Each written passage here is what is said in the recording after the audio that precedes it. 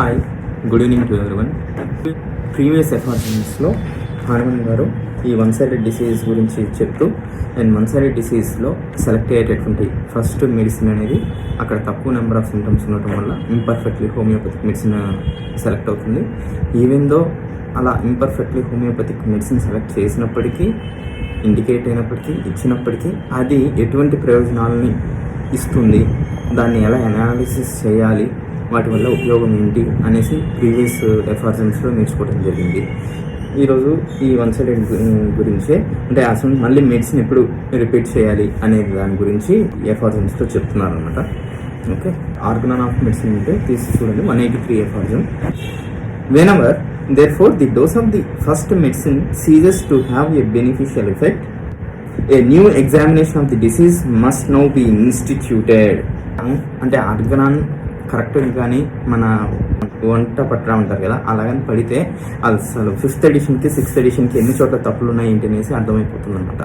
అంటే ఎక్కడైనా కానివ్వండి, ది క్రానిక్ డిసీజ్ బుక్లో కానివ్వండి, ఆర్గనాన్లో కానివ్వండి, ఎప్పుడైనా మెడిసిన్ మళ్ళీ ఎప్పుడు రిపీట్ చేయాలి అనే దానికి సంబంధించి హనుమన్ గారు ఎప్పుడైనా కూడా ఆ ముందు ఇచ్చినటువంటి మెడిసిన్ యొక్క యాక్షన్ కంప్లీట్గా అయిపోయినప్పుడు మాత్రమే నెక్స్ట్ మెడిసిన్ అనేది ఇవ్వాలి అనేసి చెప్తున్నారు అనమాట. సో అలాంటిది 50 మిల్లీస్మల్ స్కేల్లో రోజు ఉదయం, మధ్యాహ్నం, సాయంత్రం మీకు ఇష్టం వచ్చినట్లు ఇచ్చేసింది అనేసి ఎందుకు చెప్తారు? సరే, ఇక్కడ కూడా అది ఒకసారి తట్టింది కదా అనేసి ఇక్కడ మీకు ఎక్స్ప్లెయిన్ చేస్తున్నాను. అంటే మనం అర్గనాన్ని ఈ కొనంలో కానీ చదివినట్లయితే అక్కడ ఎన్ని తప్పులు ఉన్నాయనేసి మనకు క్లియర్గా అర్థమైపోతుంది అనమాట 5th ఎడిషన్కి 6th ఎడిషన్కి. ఓకే, సరే, ఎక్కడైనా కానివ్వండి, అంటే వన్ సైడెడ్ డిసీజ్లో అయినా, ఫుల్లీ డెవలప్డ్ డిసీజ్డ్ పిక్చర్లోనైనా మెడిసిన్ని మళ్ళీ ఎప్పుడు రిపీట్ చేయాలి అంటే ముందు ఇచ్చినటువంటి మెడిసిన్ యొక్క ప్రయోజనం కంప్లీట్గా అయిపోయింది అని అనుకున్నప్పుడు మాత్రమే నెక్స్ట్ డోస్ అనేది ఇవ్వాలన్నమాట.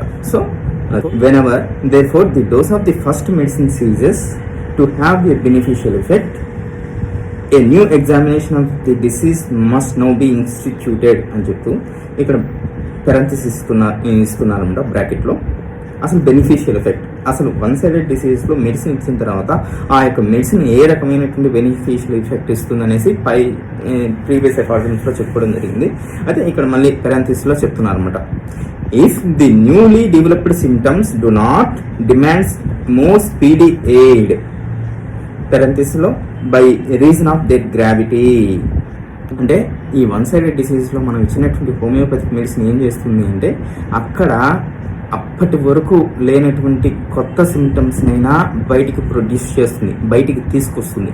అండ్ నెక్స్ట్ అప్పటి వరకు అడప అప్పుడప్పుడు వచ్చేటటువంటి అస్పష్టంగా ఉండేటటువంటి సిమ్టమ్స్నైనా బాగా ప్రొనౌన్స్డ్గా ఎక్కువ క్లారిటీతో స్పష్టతతో వచ్చేలాగైనా చేస్తుంది. సో వన్ సైడెడ్ డిసీజ్లో హోమియోపతిక్ మెడిసిన్ ఏం చేస్తుంది, అది చేసే ప్రయోజనం ఏంటంటే if the newly developed symptoms, అంటే ఆ కొత్తగా వచ్చేటటువంటి symptoms, if the newly developed symptoms do not demand more speedy aid by reason of their gravity, అంటే వాటి యొక్క సిమ్టమ్స్ యొక్క తీవ్రత, ఇంటెన్సిటీ, అంటే ఇక్కడ గ్రావిటీ అంటే ఇంటెన్సిటీ అని meaning. By reason of their gravity అంటే అక్కడ వచ్చేటటువంటి కొత్త సిమ్టమ్స్ వాటిలో ఎక్కడైనా కూడా మనకు అంత డిమాండ్ అంటే దబాయించి అడగటం అనమాట. అంటే యాక్యూట్ కండిషన్ అనేది మైల్డ్ టు మోడరేట్గా వస్తే మెడిసిన్ అవసరం లేదనేసి ఇది క్రానిక్ డిసీజ్లో చెప్పడం జరిగిందనమాట. అంటే ఒక క్రానిక్ డ్రగ్ మెడిసిన్ వేసిన తర్వాత దాన్ని అసలు డిస్టర్బ్ చేసేటటువంటి సందర్భాలు ఎప్పుడు వస్తుంది ఏంటి అంటే ఒకవేళ వచ్చినటువంటి యాక్యూట్ కండిషన్ అనేది అక్కడ బాగా డిమాండింగ్గా కానీ ఉన్నట్లయితే, అంటే డిమాండింగ్గా ఉన్నట్టుంటే బాగా పేషెంట్ని బాగా ఎక్కువగా ఇబ్బంది పెట్టేలాగా ఉన్నట్లయితే, అంటే మోడరేట్ టు సివియర్గా ఉన్నట్లయితే, అంటే అతను తట్టుకోలేనంత ఇంటాలరబుల్గా ఉన్నట్లయితే అప్పుడు మాత్రమే మెడిసిన్ వేయాలన్నమాట. సో అలాగే అంటే కొంతమంది హోమియోపతిక్ ప్రాక్టీషనర్స్ ఉంటారన్నమాట. ఏంటంటే ఒక మెడిసిన్ ఇచ్చిన తర్వాత మళ్ళీ ఎటువంటి యాక్యూట్ కండిషన్స్ వచ్చినా కూడా వాళ్ళు అసలు ఏ మెడిసిన్ కూడా వేయకుండా ఉంటారనమాట. ఎందుకంటే హనుమన్ గారు ఒక మెడిసిన్ వేసిన తర్వాత దాని యొక్క యాక్షన్ కంప్లీట్గా పూర్తయ్యేంత వరకు వెయిట్ చేయమన్నారు అనేసి అంటూ ఉంటారు. కానీ వాళ్ళు హనుమన్ గారి లిటరేచర్ని అర్థం చేసుకునే చోట ఎక్కడో కొంచెం విఫలం అయ్యి ఉండొచ్చు. ఎందుకంటే అలా చెప్పినటువంటి హనుమన్ గారే ఎప్పుడైతే సిమ్టమ్స్ డిమాండ్ చేస్తాయో, ఎప్పుడైతే పేషెంట్ యొక్క సఫరింగ్ మోడరేట్ టు సివియర్గా ఉంటుందో అప్పుడు కంపల్సరీగా మెడిసిన్ వేయాలి. లేదు మైల్డ్ టు మోడరేట్గా అంటే పేషెంట్ తట్టుకోగలిగినట్లుగా ఉన్నట్లయితే మనం ఎటువంటి ఇంటర్వెన్షన్ మెడిసిన్ అనేది అవసరం లేదు అని చెప్పడం జరిగింది అనమాట. సో ఇక్కడ కూడా ఈ వన్ సైడెడ్ డిసీజ్లో కూడా ఎప్పుడు అంటే if the newly developed symptoms do not demand more speedy aid అదనమాట. అంటే ఆ వచ్చేటువంటి కొత్త సిమ్టమ్స్ గనక బాగా త్వరితంగా నాకు మెడిసిన్ కావాలి అనేటట్టుగా దబాయించి అడుగుతున్నట్లుగా కాకుండా ఉన్నట్లయితే మనం వెయిట్ చేసుకోవచ్చు. ఏవిందో అంటే మనం కొత్త సిమ్టమ్స్ వచ్చాయి కదా వెంటనే మెడిసిన్ మార్చేయాలి అనేది కాదు. కొత్త సిమ్టమ్స్ వచ్చినప్పటికీ అవి మైల్డ్ టు మోడరేట్ అంటే పేషెంట్కి ఇబ్బంది కలగనంత వరకు కానీ ఉన్నట్లయితే మనం ఇలాంటి వన్ సైడ్ డిసీజ్లో వెయిట్ అండ్ వాచ్గానే ఉండాలన్నమాట. సో అది if the newly developed symptoms do not demand more speedy aid, అవి అంత త్వరతంగా ఏదో ఒక సహాయం దబాయించి అడిగేలా లేనట్లయితే ఎందుకు అడగదు? By reason of their gravity అంటే వాటి యొక్క ఇంటెన్సిటీ వైజ్ అంత తీవ్రంగా కానీ లేనట్లయితే మనం వెయిట్ చేయాలి. అయితే అసలు వన్ సైడెడ్ డిసీజ్లో వచ్చినటువంటి కొత్త సిమ్టమ్స్ ఇంత సివియర్గా ఎందుకు రావు అనేసి దానికి కూడా పెరెంథసిస్లో ఇస్తున్నారు అనమాట. Which however from the minuteness of the dose of homeopathic medicine ఇదనమాట. అంటే మనం ఇస్తున్నది చాలా స్వల్పమైన మోతాదులో ఇస్తాం అనమాట. హోమియోపతిక్గా ఇండికేట్ అయ్యేటటువంటి మెడిసిన్ని సింగిల్ డోస్లో సింగిల్ పిల్గా ఇస్తాం. సో ఈ క్రమంలో భాగంగా అంటే బాగా ఎక్సెసివ్లీ డెలికేట్ అండ్ సెన్సిటివ్ పేషెంట్స్లో తప్ప మిగిలిన సాధారణ స్థితిలో ఉండేటువంటి నార్మల్ ఇండివిజువల్స్ ఎవరిలోనూ కూడా ఆ యొక్క ఇడియోసింక్రిటిక్గా మోర్ అగ్రవేటెడ్గా రావు అనమాట. సో అవి ఎందుకు ఈ వచ్చినటువంటి కొత్త సిమ్టమ్స్ ఎందుకు తొందరగా వాటికి మెడిసిన్ యొక్క సహాయం ఎందుకు అడగవు, ఎందుకు డిమాండ్ చేయవు అంటే మనం ఇచ్చినటువంటి మెడిసిన్ చాలా స్వల్పమైనటువంటి మోతాదులో ఇవ్వటం కారణంగా ఆ వచ్చినటువంటి సిమ్టమ్స్ అంత మోర్ అగ్రెసివ్గా బయటికి రావు అనేసి చెప్తున్నారు. If the newly developed symptoms do not demand more speedy aid by reason of their gravity, which however from the minuteness of the dose of homeopathic medicine adokka karanam and in very chronic diseases is excessively rare. అంటే acute డిసీజ్లో మనకు ఏదైనా వచ్చేటటువంటి ఒక symptomatic manifestation అనేది బాగా more స్ట్రాంగ్గా వచ్చేస్తుంది.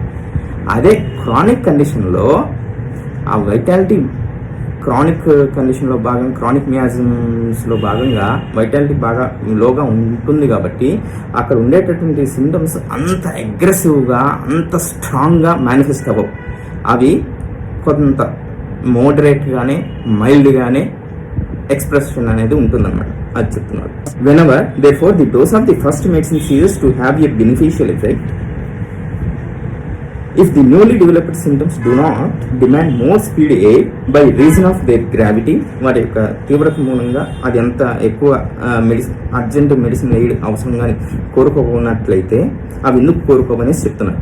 Which however from the minuteness of the dose of the homeopathic medicine చాలా స్వల్పమైన మోతాదులో ఇవ్వటం అనేది ఒక కారణం.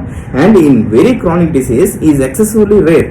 ఈ యొక్క క్రానిక్ డిసీజెస్లో ఆ యొక్క వచ్చేటటువంటి యాక్యూట్ కంప్లైంట్ అంత స్పీడ్గా మెడిసిన్ సహాయం అనేది కోరుకోవన్నమాట. అదొకటి reason.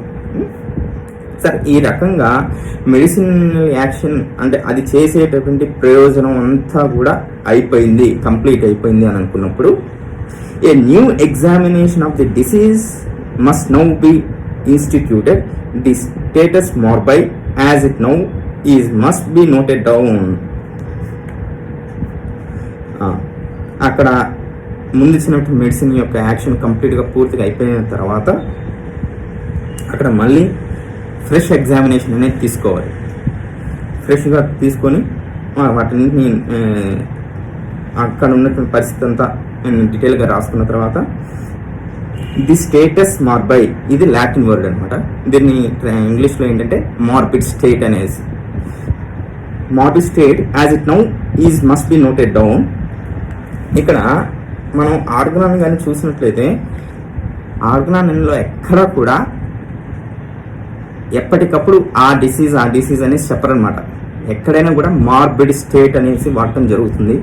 Next state of the disease అని వాడటం జరుగుతుంది, లేదంటే డిసీజ్డ్ కండిషన్ అనేసి వాడటం జరుగుతుంది అనమాట.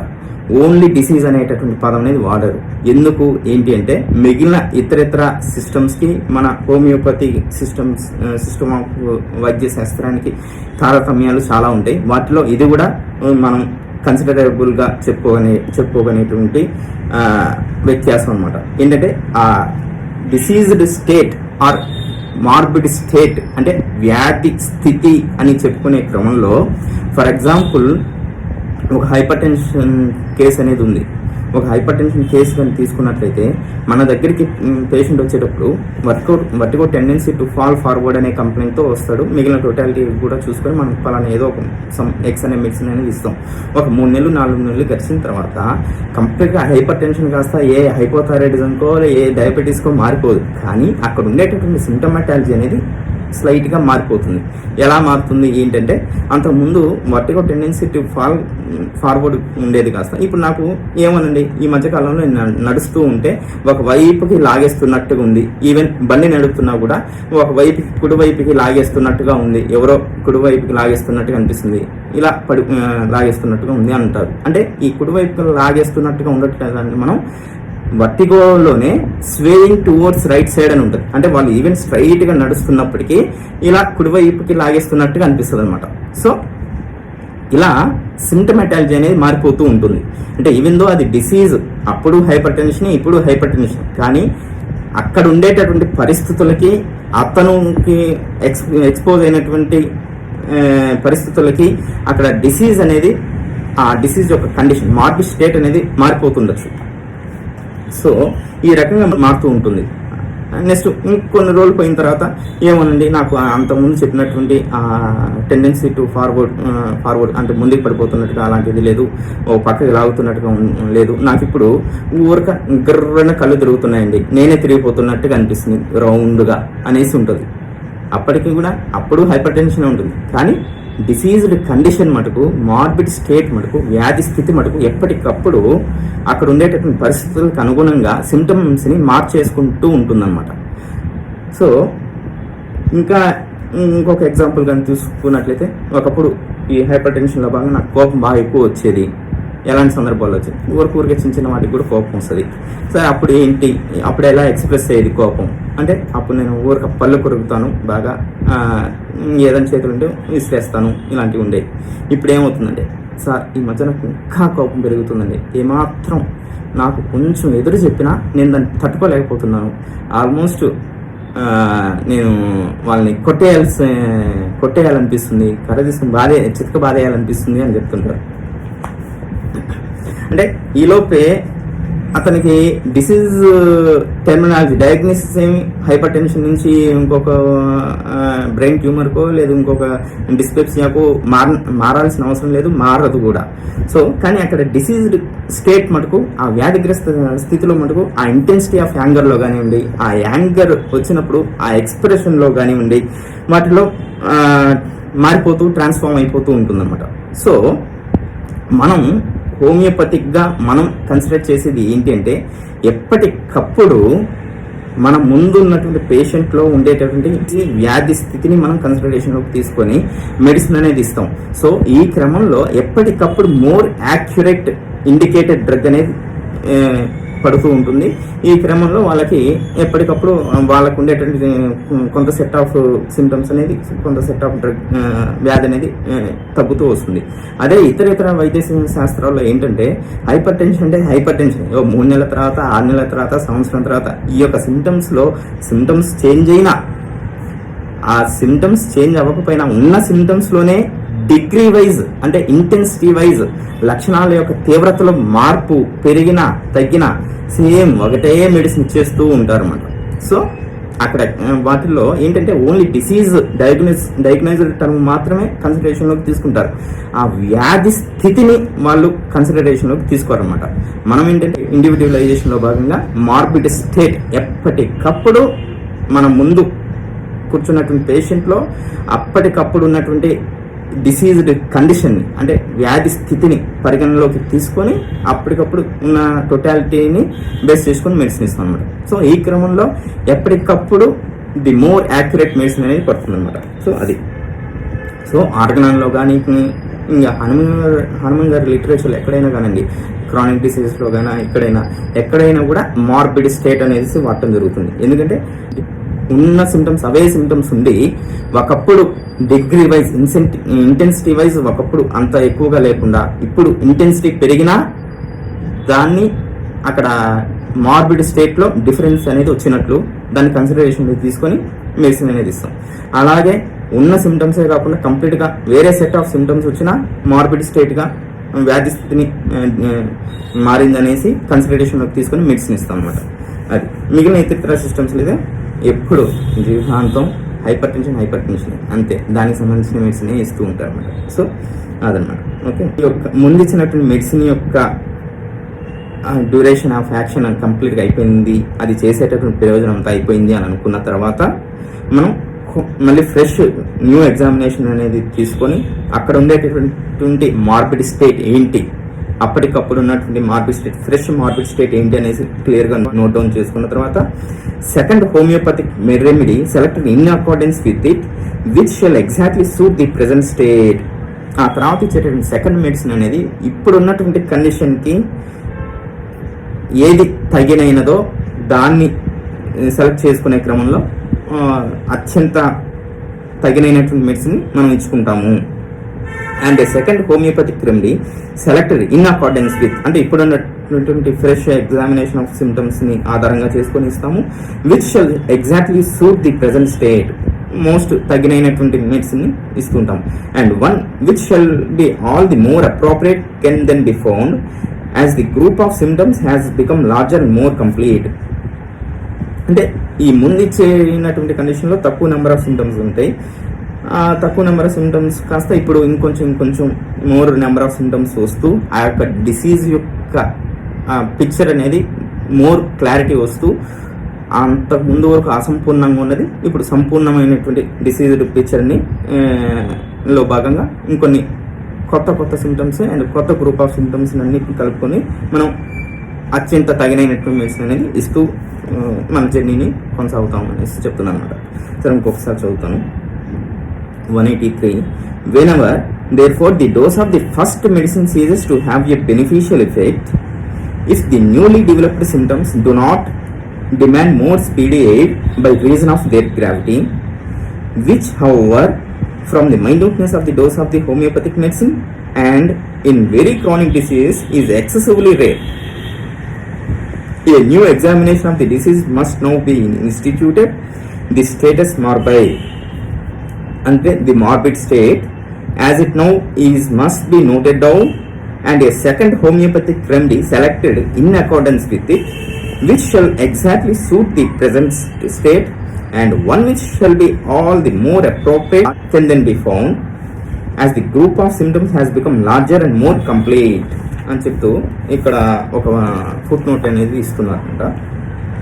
In cases where the patient parenthesis which however happens excessively seldom in chronic but not infrequently in acute diseases, feels very ill although his symptoms are very indistinct, so that this state may be attributed more to the benumbed state of the nerves which does not permit the patient's pains and sufferings to be distinctly perceived.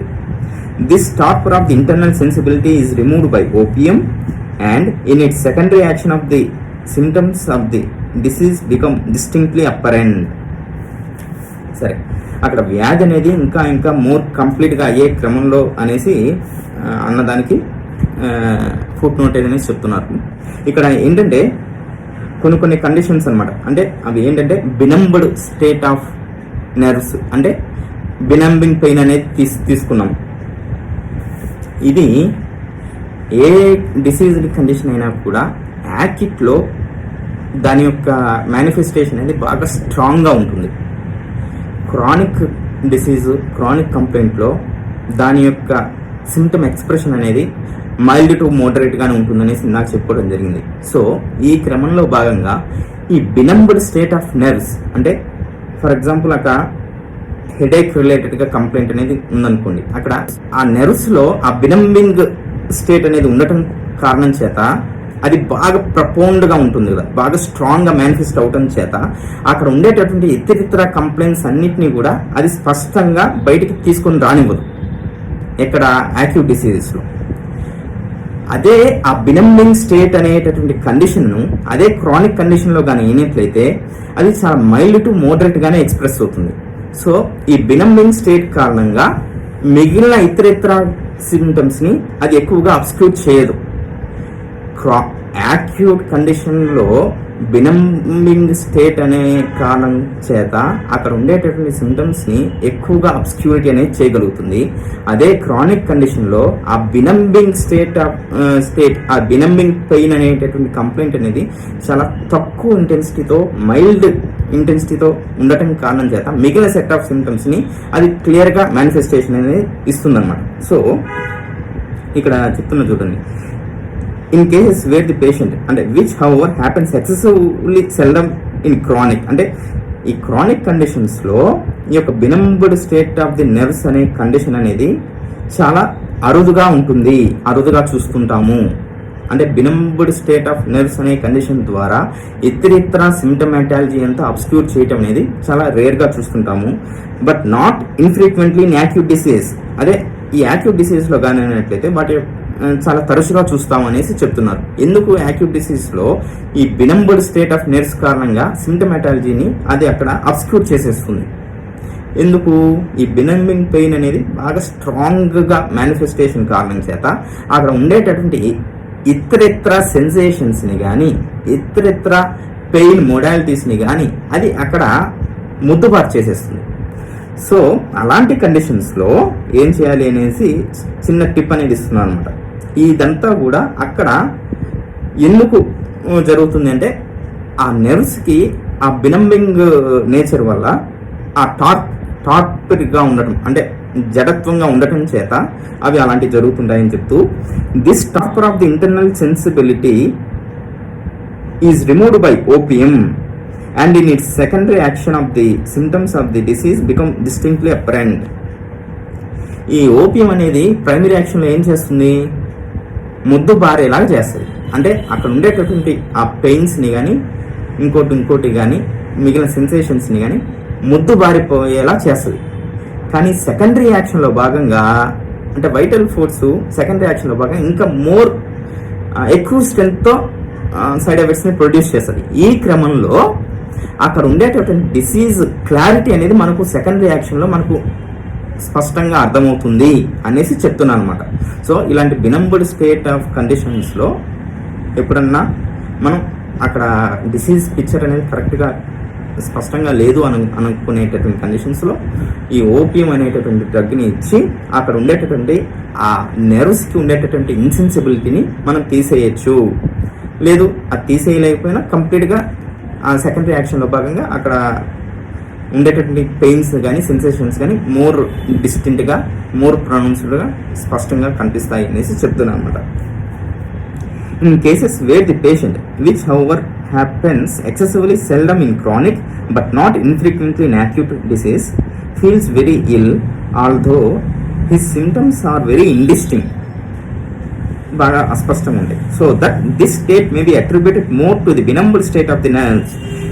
ఈ యొక్క స్థితి అనేది అక్కడ ఆ నెర్వ్స్కి ఆ బినంబింగ్ state అనేటటువంటి దానికి ఆపాదిస్తున్నారు అనమాట. ఎక్కువగా ఇది ఉంటుంది.